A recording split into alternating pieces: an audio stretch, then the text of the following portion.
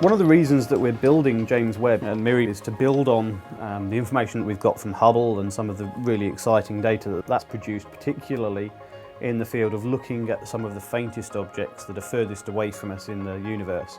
So this is one of what's called the Hubble Deep Field images. This was a really long stare onto a very dark patch of sky, and even in that image Hubble's picking out some very faint blobs of light which we know to be distant galaxies. So what JWST is going to do is to take some of those really faint objects and try and go even further, even deeper back into the past.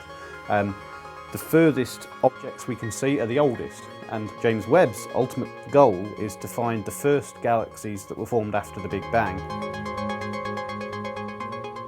So we're coming in now to our vibration facility. This is where we have a large shaker.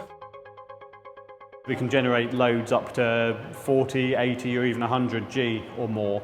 The reason that we want to do this sort of testing is to make sure that when we put a spacecraft on top of the rocket, it doesn't shake itself apart and it can survive without breaking in any way.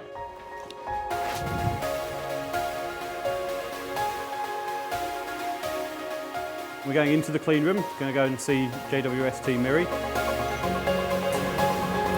So this is MIRI. This is the project that I've been working on for the last 8 or 9 years. This is the actual real flight instrument that's going to go into space on the James Webb Telescope. One of the key features for MIRI is that it has to operate very cold. So everything that you can see here operates at 6 Kelvin, that's minus 266 degrees C. And to make sure that it stays that cold, it's covered in this, what looks like silver foil. It's actually what we call multi-layer insulation.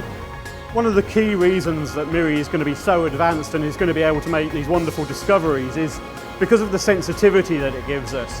Coupling this instrument with the massive mirror that James Webb's going to have, which is something like 20 times the collecting area of Hubble, between them that gives us an enormous increase in the observing power.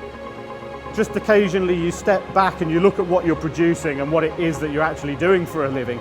And think that it is great, really exciting, it's fun work, keeps changing, it keeps interesting because we really are working at the cutting edge of science and technology. The last couple of nights before they stick it on top of a rocket and launch it into space, that will probably be fairly tense when they've got hundreds of tons of high explosives sat beneath something you've worked on for 9 years. It will be quite exciting.